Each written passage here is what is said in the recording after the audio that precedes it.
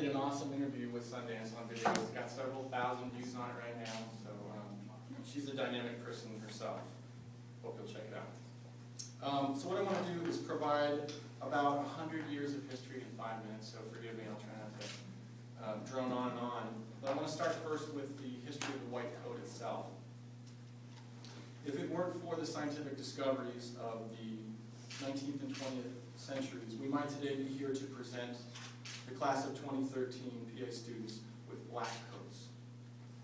Until then, that's what physicians wore. Black is still considered a formal color, as in the tuxedo. Nuns at the time did most of the nursing, and they wore black habits. Clergymen wore black out of reverence to God, and medical students dissected cadavers wearing black coats out of reverence for the dead.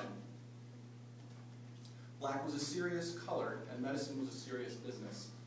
You see, at the time, Western medicine had a bit of a PR and publicity problem.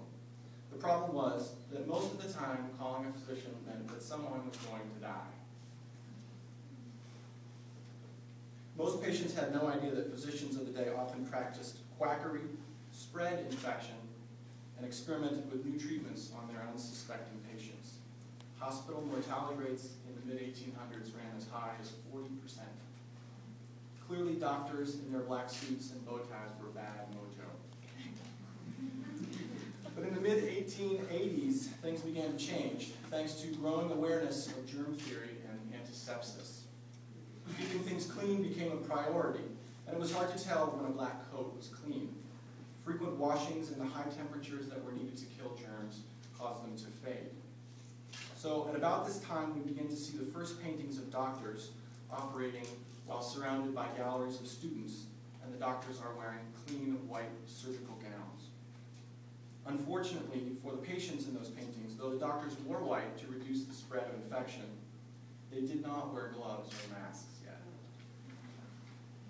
By the 20th century, scientific developments like the telephone and the first human flight were changing the world, and doctors began to notice that scientists, a group that the public trusted, wore white lab coats. As science led to advances in medicine, it only made sense that doctors should wear them too. It didn't hurt that white was the color of purity, as in a wedding gown. And by the 1920s, lab coats were the norm in medicine.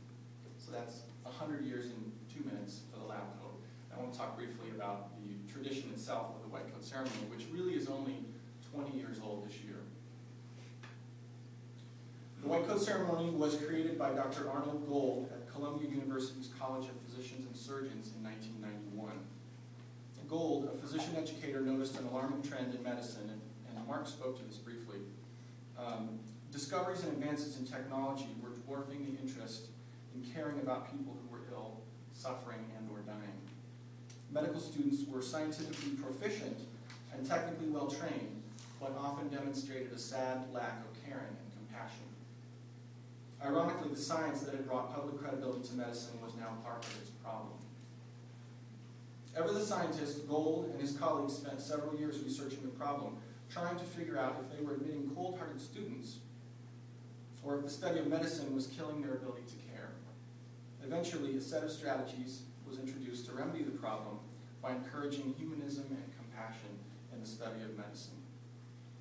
These strategies included establishing clear expectations and standards early in the educational process, identifying, rewarding, and promoting exemplary role models and mentors, and providing experiences and opportunities for students to understand the patient's perspective and to reflect on their role as caregivers. In Dr. Gold's words, we must cure as well as care. So as much as today's ceremony is an acknowledgement of your achievements and an official welcome into your new field, it's about more than that.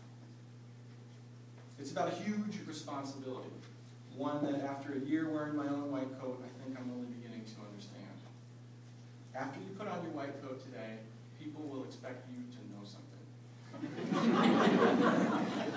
They may defer to you when they aren't sure which test to let you order. If they should undergo a particular procedure. They may assume that you always know what's best for them, and even believe that you don't make mistakes. They will also expect you to care. And today is your big, huge official reminder that that's part of your job. Sometimes caring will be easy, like when you see an old lady in pain or maybe a child. Sometimes it will be hard, like on Friday afternoon at 4:45 when a new patient strolls in without an appointment and wants samples of pain medication. If you're honest, you will admit to yourself right now, before things get totally crazy, and trust me, they're about to, that sometimes you will fail on both counts. You will make mistakes, and sometimes it will be hard to care. Thankfully, you will have a daily reminder to keep trying. Each morning, it will be waiting for you, hanging limply on a coat hanger or a doorknob. You'll know why it's white, and you'll know what it asks of you. And my only advice to you is to keep putting it on,